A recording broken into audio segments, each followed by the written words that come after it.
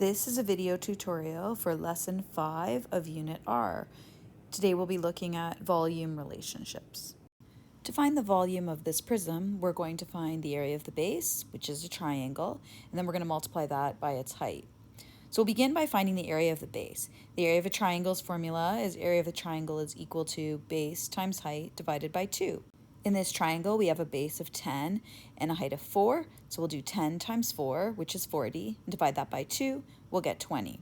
So the area of the triangle, or the base of this prism, is 20 centimeters squared.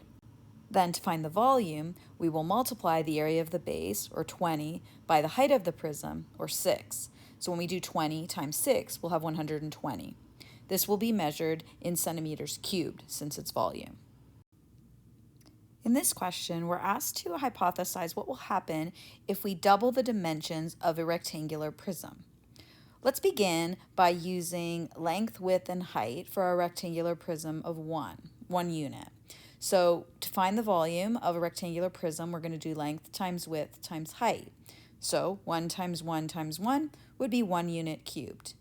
If we double all of these dimensions, we'd have a length of 2, a width of 2, and a height of 2. So the volume then, length times width times height, would be 2 times 2 times 2, or 8 units cubed. It seems like the connection between doubling all of the 3 of the dimensions will result in multiplying the volume by 8. Let's test that out again. Let's take our length of 2, our width of 2, and our height of 2 and double those 3 dimensions. That will give us a length of 4, a width of 4, and a height of 4. When we do our volume calculation of length times width times height, we'll be doing 4 times 4 times 4, which is 64 units cubed. Again, we can see that when we have doubled the dimensions, all 3 of the dimensions in a rectangular prism, the volume is multiplied by 8. In this question, we're going to be using the formula for the volume of a cylinder to help us figure out what the missing height would be. The volume of a cylinder will be area of the base times height. In the case of a cylinder, the area of the base is pi r squared. So the volume formula for a cylinder will be volume equals pi r squared times height. Now let's substitute everything we know into this formula. We know that pi can be approximated by 3.14. The radius is given to us on the cylinder's diagram as being 5.2 centimeters. We're going to need to square that and then multiply it by the height. We don't know the height at this point, so we'll keep it as the variable h. What we do know is the volume. The question tells us that the volume of the cylinder is 807 centimeters cubed, so we can substitute that in the space of volume in our formula. Now, we can multiply out the information that we have. So using BEDMAS, we'll need to first begin with the exponent and do 5.2 squared. 5.2 times 5.2 will give us 27.04. We'll then take this and multiply it with pi, or 3.14. This will result in an answer of 84.9056.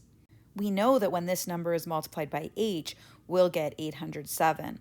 So to find out what h is, let's divide both sides by 84.9056.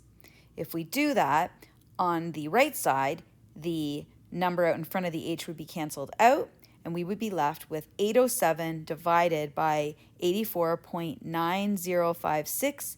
On our calculator, that'll tell us it will be 9.5046734, which of course we can round to about 9.5 centimeters.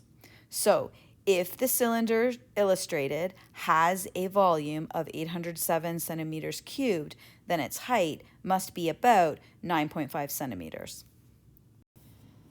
This diagram shows a cone on top of a cylinder. The formula for the volume of a cylinder is pi r squared times h, or height of the cylinder, and the volume for a cone is that same thing, pi r squared times h, or the height of the cone, divided by 3.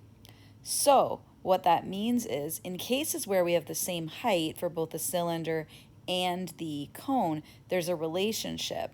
The cone's volume is 1/3 of the volume of the cylinder. So in other words, if we were to fill up 3 cones and dump them into the cylinder, it would fill it right up to the top.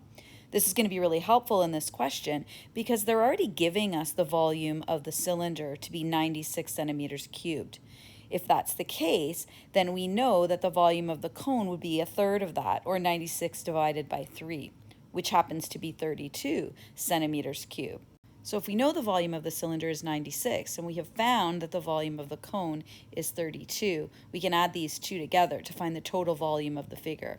So 96 plus 32 will give us 128 centimeters cubed for the total volume of this figure. Good luck calculating volumes.